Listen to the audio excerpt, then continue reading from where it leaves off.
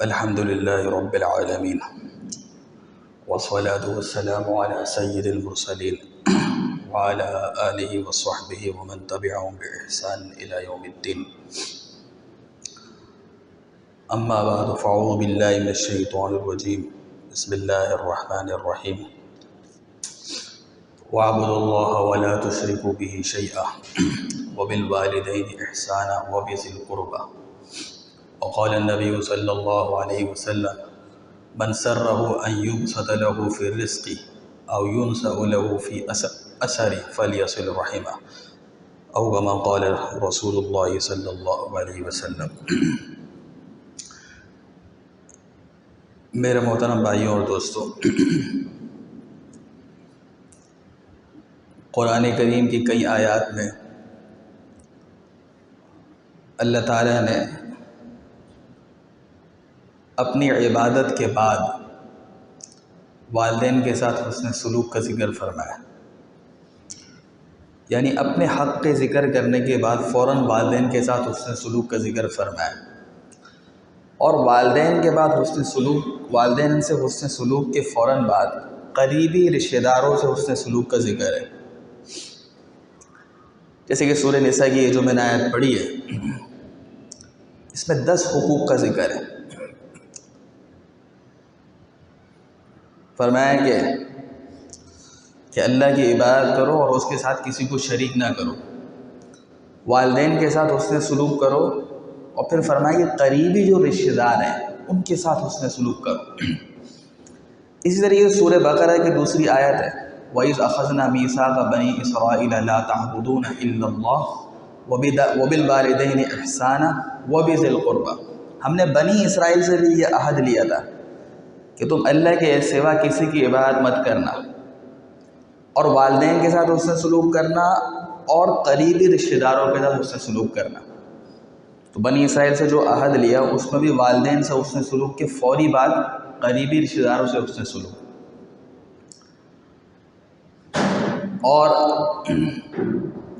سورہ رعد کے اندر اللہ تعالیٰ نے مومنین کی صفات میں یہ بات ذکر فرمائی ہے وَالَّذِينَ يَصِلُونَ مَا أَمَرَ اللَّهُ بِهِ أَن يُوصَلَ، کہ یہ وہ لوگ ہیں کہ جو ان رشتوں کو جوڑتے ہیں جن کے جوڑنے کا اللہ نے حکم دیا. وَيَخْشَوْنَ رَبَّهُمْ، اور اپنے رب سے ڈرتے ہیں. وَيَخَافُونَ سُوءَ الْحِسَابِ، اور اس دن سے ڈرتے ہیں کہ جس دن حساب کا انجام برا نہ ہو جائے. تو یہ کئی آیات سے پتہ چلتا ہے کہ مخلوقات میں سب سے زیادہ حق والدین کے، اس کے بعد قریبی رشتہ دار جس کو ہم کہتے ہیں صلہ رحمی. قرآن کریم میں سورہ صلہ رحمی، اصل میں یہ صلہ صاد سے اس کے معنی جوڑنا، اور رحم جو ہے نا کہتے ہیں بچہ دانی کو. اس میں اللہ تعالیٰ بچے کو جو ہے پیدا فرماتے ہیں، خون سے لوتھڑا بنتا ہے، پھر گوشت بنتا ہے، پھر ہڈیاں چڑھتی ہیں. تو ظاہر سی بات ہے یہ رحم سبب بنتا ہے انسان کے وجود میں آنے کا. تو سارے رشتے اسی سے نکلتے ہیں، اور کہ بچہ دانی جو ہے وہ سبب بنتا ہے بچہ جننے کا، اور پھر سارے رشتے اسی سے پیدا ہوتے ہیں. تو فرمایا کہ صلہ رحمی، تو صلہ رحمی کا لفظ بولا جاتا ہے تو یہی قریبی رشتہ داروں سے حسن سلوک.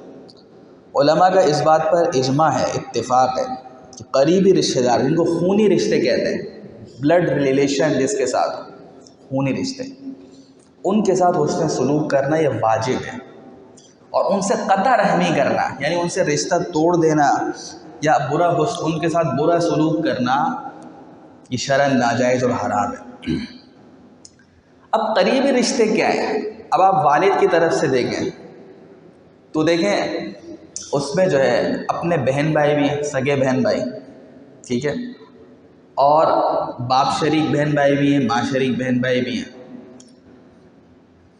اور والد کی طرف سے آپ دیکھیں تو تایا ہیں، چچا ہیں، پھوپھی، اور ان کی اولادیں. اب دیکھیں ان کی اولادیں غیر محرم ہیں، چاچا کی لڑکی سے نکاح ہوتا ہی نہیں ہوتا تو وہ محرم تو نہیں ہے، لیکن حسن سلوک میں وہ بھی آئے گا، خونی رشتہ ہے، قریبی رشتہ دار۔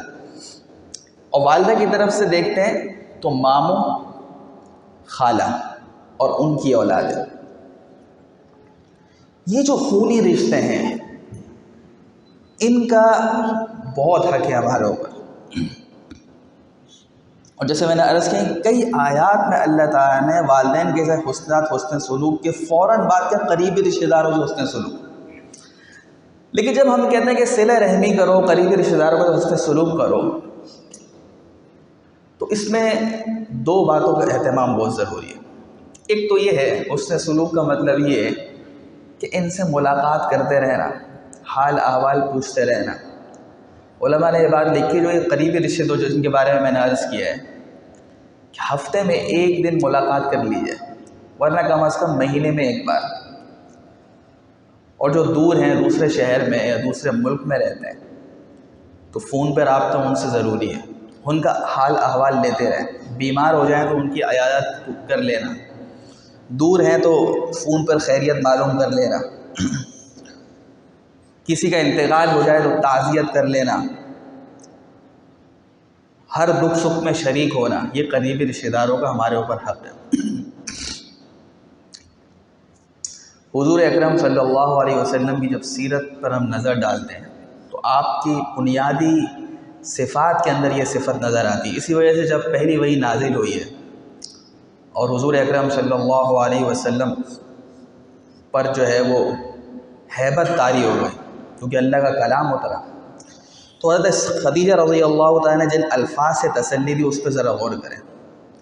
فرمایا کہ اللہ تعالیٰ آپ کو رسوا نہیں کرے گا کبھی، انک لتصل الرحم، پہلی صفت جو بیان فرمائی کہ اللہ کیوں رسوا نہیں کرے گا، کیونکہ آپ صلہ رحمی کرتے ہیں، قریبی رشتہ داروں کو اس سے سلوک کرتے ہیں۔ تو علماء نے فرمایا کہ دیکھیں حضرت خدیجہ نے تسلی کیا دی، یعنی کہ جو قریبی رشتہ داروں کا اتنا خیال کرتا ہے تو اللہ پاک اس کو کبھی بھی رسوا نہیں فرمائیں گے، اور جب دنیا میں رسوا نہیں کریں گے تو آخرت میں بھی رسوا نہیں کریں گے۔ وَتَحْمِلُ الْكَلْ، آپ کمزوروں کا بوجھ اٹھاتے ہیں، وَتُكْسِبُ الْمَعْدُومِ، اور نادار جو طبقہ ہے جن کی آمدنی کم ہے آپ ان کو کما کے بھی دیتے ہیں، اپنی کمائی میں سے جو ہے ان کے اوپر خرچ کرتے ہیں۔ وَتَقْرِي الضَّيْفَ، آپ مہمان نوازی کرتے ہیں۔ تو یہ وہ صفات ہیں، صلہ رحمی، کمزوروں کا بوجھ اٹھانا ہے، مہمان نوازی۔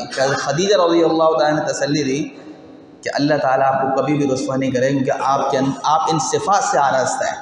علماء نے یہ بات لکھی کہ جو شخص اپنے اندر یہ صفات پیدا کر لیں گے تو اللہ پاک اس کو دنیا اور آخرت کی رسوائی سے بچائیں گے۔ آج کی دنیا میں جب ہم دیکھتے ہیں تو آپ نے یہ بات محسوس کی ہوگی کہ ملنا ملانا بہت کم ہو گیا، بہت کم۔ کسی کا انتقال ہو جائے یا خدا نخواستہ وہ ہاسپٹل میں ایڈ ہو جائے تو کچھ لوگ جا کے عیادت کر لیتے ہیں، تعزیت کر لیتے ہیں انتقال پر، یا کسی کی شادی ہو جائے تو ملاقات ہو جاتی ہے۔ اب ٹائم ہی نہیں ہے کسی کے پاس۔ تو بھائی ملاقات کا مطلب یہ نہیں ہوتا کہ آپ اس کے گھر پہ جا کے کھانا ہی کھائیں گے یا 2 گھنٹے ہی بیٹھیں گے۔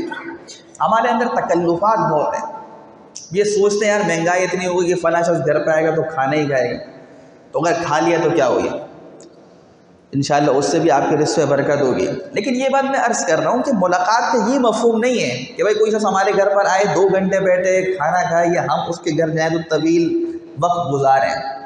بھائی دیکھیں آپ چائے پہ بھی تو جا سکتے ہیں، جائیں 10-15 منٹ مل کر آ جائیں، اس سے بھی محبتیں پیدا ہوں گی، نفرتیں اور دل کی کدورتیں تلخیاں ختم ہوں گی۔ اسی طریقے سے فرمایا کہ تحادوا تحابوا، آپس میں ہدیہ دیا کرو تو محبت بڑھے گی۔ اب ہدیے کا یہ مطلب نہیں ہے کہ جب بھی آپ جا رہے ہیں تو بھائی وہ 1 کلو مٹھائی کا ڈبہ جو ہے وہ تو 1200 روپے کیسے لے کے جائے، تو بھائی آپ 1 کلو سیب لے جائیں، آپ 1 درجن کیلے لے جائیں، اور اس نیت سے لے کے جائیں کہ رشتہ دار کا مجھ پر حق ہے تو انشاءاللہ ثواب بھی ملے گا۔ اب یہ اس نیت سے کہ یار اگر ہم مٹھائی کا ڈبہ لے کے نہیں گئے تو وہ کیا سوچیں گے، کیا باتیں کریں گے، تو اس میں تو کچھ ثواب بھی نہیں ملے گا۔ تو عرض یہ کر رہا ہوں اسی طریقے سے آپ کے جو کزنس وغیرہ ہوتے ہیں، اگر آپ ان کے گھر نہیں جا سکتے، آپ جا رہے راستے میں ان کی دکان آ گئی تو 5-10 منٹ کے لیے رک گئے، خیریت معلوم کر لیں، یہ بھی ملاقات ہو گئی۔ تو میرے بھائی اور دوستو، قریبی رشتہ داروں کے ساتھ حسن سلوک رکھنا، ان کا حال احوال لینا، یہ بہت اہم ہے۔ اور دوسرا جو ان کا حق ہے وہ یہ ہے کہ جو مالی اعتبار سے کمزور ہیں ان کے اوپر خرچ کرنا، ان کی مدد و نصرت کرنا. جیسے میں نے یہ 3 آیات سے آپ کو بتایا کہ والدین کے بعد فوراً اللہ تعالیٰ نے قریبی رشتہ داروں کا حق بتایا، تو خرچ کرنے میں بھی یہی ترتیب ہے. فآت ذی القربى حقہ والمسکین. قرآن کریم میں جہاں بھی اللہ نے خرچ کرنے کا ذکر فرمایا ہے تو اکثر و بیشتر جو ہے وہ مساکین فقراء کا تذکرہ بعد میں آیا، قریبی رشتہ داروں کا تذکرہ پہلے آیا ہے. کہ قریبی رشتہ دار جو ضرورت مند ہیں ان کے اوپر خرچ کرنا یہ پہلا نمبر ہے، یہ پہلا درجہ ہے. امام مجاہد رحمۃ اللہ علیہ جو حضرت ابن عباس رضی اللہ عنہ کے خاص شاگرد ہیں، ابن عباس رضی اللہ تعالیٰ عنہ کو حضور اکرم صلی اللہ علیہ وسلم دعا دی تھی، اللہم علمہ الکتاب، اے اللہ ان کو قرآن کریم کا علم عطا فرما. تو کہتے ہیں کہ امام المفسرین کا ان کو لقب ملے، کہ قرآن کریم کی جتنے بھی حضرات نے تفسیر لکھی ہے اس کے وہ امام ہیں. تو ان کے مشہور شاگرد ہیں مجاہد. کبھی آپ اردو تفسیر پڑھیں نا تو آتا ہے امام مجاہد نے فرمایا اس آیت کے ذیل. وہ یہ فرماتے ہیں کہ اس آیت کے ذیل میں کہ ایک آدمی کو اللہ نے مال دیا ہے، وہ دیگر خیر کے کاموں میں خرچ کر رہا ہے، فقراء پر خرچ کر رہا ہے، مسجد کی تعمیر میں لگا رہا ہے اور جتنے خیر کے کام ہیں، لیکن قریبی رشتہ دار ضرورت مند ہیں ان کو نہیں دے رہا. تو فرمایا کہ اس کا تو صدقہ بھی قبول نہیں ہوگا. مسجد کی تعمیر میں دینا اور جتنی بھی NGOs ہیں، الخدمت ایدی، یہاں خرچ کرنا اچھی بات ہے، اجر و ثواب ہے، لیکن ہم درجہ تو سمجھیں نا، درجہ بندی ضروری ہے. پہلا حق قریبی رشتہ دار کا ہے. اور یہ جب ہی پتہ ہوا نا کہ ہم حال احوال تو لیتے رہے. بہت سارے جو عزت دار لوگ ہیں، سفید پوش لوگ، وہ پسند نہیں کرتے کہ وہ آپ کو فون کریے گا کہ ہمیں پیسوں کی ضرورت ہے. ہماری ذمہ داری ہے کہ ہم ان کے حال احوال لیتے رہیں. تو جیسے میں نے عرض کیا کہ صلہ رحمی، قریبی رشتہ داروں کے ساتھ حسن سلوک کی جب بات ہوتی ہے تو اس میں یہ بات 2 باتیں آتی ہیں. ان کا حال احوال لیتے رہنا، بیمار ہو جائے عیاد کرنا، ہر دکھ سکھ میں ان کا ساتھ دینا. اور دوسری جو چیز ہے وہ مالی اعانت کرنا. پہلا نمبر اسی کا ہے. حضرت میمونہ رضی اللہ تعالیٰ عنہ ازواج مطہرات میں سے ان کی ایک باندی تھی تو انہوں نے اس کو آزاد کر دیا، کیونکہ بڑا اجر و ثواب تک غلام باندے کو آزاد کرنا. تو حضور اکرم صلی اللہ علیہ وسلم نے فرمایا کہ اگر تم یہ اپنے ماموں کو دے دیتی تو زیادہ اچھا ہوتا. دیکھیں، کیونکہ ماموں وہی میں نے عرض کیا خونی رشتہ ہے، تم آزاد کرنے سے بہتر اپنے ماموں کو دے دیتی تو زیادہ اچھا تھا. اسی طریقے سے قرآن کریم کی یہ آیت نازل ہوئی ہے جو 4 سپارے کی پہلی آیت ہے، لن تنالوا البر حتى تنفقوا مما تحبون. تم نیکی کے اعلیٰ درجے کو اس وقت تک نہیں پہنچ سکتے جب تک اپنی محبوب چیز اللہ کے راستے میں خرچ نہ کرو. تو صحابہ کرام جب کوئی فضیلت بیان ہوتی تھی تو صحابہ کرام جو ہے سبقت کر جاتے تھے ایک دوسرے سے کہ میں حاصل کر لوں، میں حاصل. تو ابو طلحہ انصاری رضی اللہ تعالیٰ، ان کا ایک باغ تھا مسجد نبوی کے بالکل قریب، کھجوروں کا باغ تھا، اور اس میں ایک کنواں تھا، اس کا پانی بھی میٹھا تھا، اور حضور اکرم صلی اللہ علیہ وسلم کو اس کا پانی بھی بڑا پسند تھا. تو اللہ کے رسول علیہ السلام کی خدمت میں تشریف لاؤ، فرمایا کہ یہ آیت نازل ہوئی ہے کہ جب تک محبوب مال خرچ نہیں کرو گے تو نیکی کے اعلیٰ مقام کو نہیں پہنچ سکتے. تو میرے مال کے اندر سب سے محبوب جو ہے یہ باغ ہے، تو میں اس کو اللہ کے راستے میں صدقہ کرتا ہوں. اب بات سمجھیے گا. تو حضور اکرم صلی اللہ علیہ وسلم نے فرمایا کہ یہ اپنے قریبی رشتہ داروں پر صدقہ کر دو. تو یہ 2 بات اب دیکھیں، 2 مثالوں سے کیا سمجھ میں ہے کہ حضور اکرم صلی اللہ علیہ وسلم بھی صحابہ کرام کو یہ ترغیب دے رہے ہیں کہ قریبی رشتہ داروں کا حق زیادہ ہے. اور علماء سے آپ نے یہ مسئلہ سنا ہوگا، جب زکوٰۃ کے مسائل بیان ہو تو اس پہ بھی یہ بات عرض کی جاتی ہے کہ جتنے بھی خیر کے کام ہیں ان پہ بھی خرچ کرنا چاہیے. وہاں ثواب ایک ہے صدقے کا، لیکن قریبی رشتہ داروں کے اوپر جب خرچ کریں گے تو وہاں دگنا ثواب ہے. ایک صدقہ خیرات کا ثواب اور ایک صلہ رحمی کا جو حق ادا کیا اس کا ثواب. اور اس کی فضیلت میں تو بہت ساری ہے، لیکن ایک بنیادی جو فضیلت فرمایا جو میں نے حدیث پڑھی ہے، حضرت انس بن مالک رضی اللہ تعالیٰ عنہ کی روایت ہے کہ من سرہ ان یبسط له فی رزقی. فرمایا کہ جو شخص یہ چاہتا ہے کہ اس کا رزق کشادہ کر دیا جائے، رزق میں برکت آ جائے. آج رزق کی تنگی کے شکار ہیں ہم لوگ، تو رزق میں برکت چاہیے، رزق میں وسعت چاہیے. اور جو چاہتا ہے کہ او ينسأ له فی عمری، اس کی عمر دراز کر دی جائے، تو فرمایا فلیصل رحیمہ، اس کو چاہیے کہ صلہ رحمی کرے. قریبی رشتہ داروں کے ساتھ حسن سلوک کرنے کی دو فضیلت بیان کی. رزق میں برکت ہوگی. برکت کا مطلب یہ نہیں ہے کہ آپ کی تنخواہ بڑھ جائے گی، مطلب یہ ہے کہ جتنا مال اللہ پاک آپ کو دیں گے اس سے بہت ساری منفعت حاصل کر لیں گے، بہت سے فوائد حاصل ہو جائیں گے. اس کی مثال میں یہ دیا کرتا ہوں کہ آپ دیکھیں گے آپ کی والدہ ہے، ان کا جو جہیز آیا ہوگا، اب وہ کہتے ہیں کہ ہماری مشین تو ابھی تک چل رہی ہے، 30 سال ہو گئے، 40 سال ہو گئے، کہتے نہیں، تو یہی تو برکت ہے کہ ایک چیز سے بہت زیادہ نفع حاصل ہوئی ہے آپ کو. تو فرمایا کہ رزق میں برکت چاہیے تو صلہ رحمی کرو. اور دوسری جو فضیلت ہے وہ یہ ہے کہ عمر دراز ہو جائے گی. اب بات سمجھنے کی یہ ہے کہ قرآن کریم کی تو کئی آیات سے معلوم ہوتا ہے ان اجل اللہ اذا جاء لا یؤخر، کہ اللہ کا مقرر کردہ وقت جب آ جائے تو اس کو کوئی مؤخر نہیں کر سکتا. یعنی کہ عمر جتنی لکھ دی، جب وہ لمحہ آ گیا تو ایک لمحہ بھی آگے نہیں آ سکتا. فَإِذَا جَاءَ أَجَلُهُ لَا يَسْتَأْخِرُونَ سَاعَةً وَلَا يَسْتَقْدِمُونَ. جب مقررہ وقت آ جاتا ہے نہ تو ایک لمحہ نہ آگے ہو سکتا ہے نہ پیچھے ہو سکتا ہے. تو اس جملے کے علماء نے 3 معنی بیان کیے ہیں. بولے ایک مطلب تو یہ ہے کہ جو اللہ کے رسول نے فرمایا کہ صلہ رحمی کرو گے تو عمر دراز ہو جائے گی، عمر لمبی ہو جائے گی. اس کا مطلب یہ ہے کہ عمر تو 60 سال ہے، 60 سال میں ہی دنیا سے انسان چلے جائے گا، لیکن اس کے وقت میں برکت ہو جائے گی. صرف مال میں برکت نہیں ہوتی، وقت میں بھی برکت ہوتی ہے کہ اللہ تعالیٰ اس شخص کو ایک خاص توفیق عطا فرمائے، یہ بہت سارے نیک اعمال کر لے گا، وہ بہت سا دین کا کام اس سے لے لیں گے اور بہت سارے گناہوں سے وہ بچ جائے گا. اب آپ دیکھیں کہ آپ کے صحابہ کرام سے لے کر آج تک کے بزرگان دین، ان کو بھی اللہ پاک نے 24 گھنٹے دیے دن میں، ہمیں بھی 24 گھنٹے دیے ہیں، لیکن اللہ تعالیٰ اپنے خاص بندوں سے کتنا کام لے لیتا ہے کہ انسان حیران ہو جاتا ہے. تو وقت میں برکت ہو جائے گی. اور دوسری اس کی تشریح بیان کی گئی ہے کہ اللہ تعالیٰ اس کو نیک صالح اولاد دیں گے. اب انسان تو 60 سال میں دنیا سے رخصت ہو گیا، اس کا نامہ اعمال بند ہو گیا، اب کوئی نیکی اس میں درج نہیں ہو سکتی. لیکن حدیث میں فرمایا کہ اذا مات ابن آدم انقطع عمله، جب ابن آدم مر جاتا ہے تو اس کا عمل ختم. الا من ثلاث، مگر 3 چیزیں ایسی ہیں کہ مرنے کے بعد بھی نامہ اعمال میں اس میں نیکیاں درج ہوتی رہیں گی. اس میں سے ایک فرمایا کہ او ولد صالح يدعو له، وہ نیک اولاد جو اس کے لیے دعا کرتی رہے. تو آپ تو 60 سال میں دنیا سے رخصت ہو گئے، آپ کے نامہ اعمال میں اب نیکیاں نہیں لکھی جائے، لیکن آپ نے نیک صالح اولاد چھوڑ کے چلے گئے، تو وہ جتنی بھی نیکیاں کر رہا ہے، وہ عبادات کر رہا ہے، صدقہ خیرات کر رہا ہے، جتنی بھی نیکیاں کر رہا ہے اس میں جو ہے اس کے والدین کو بھی حصہ مل رہا ہے.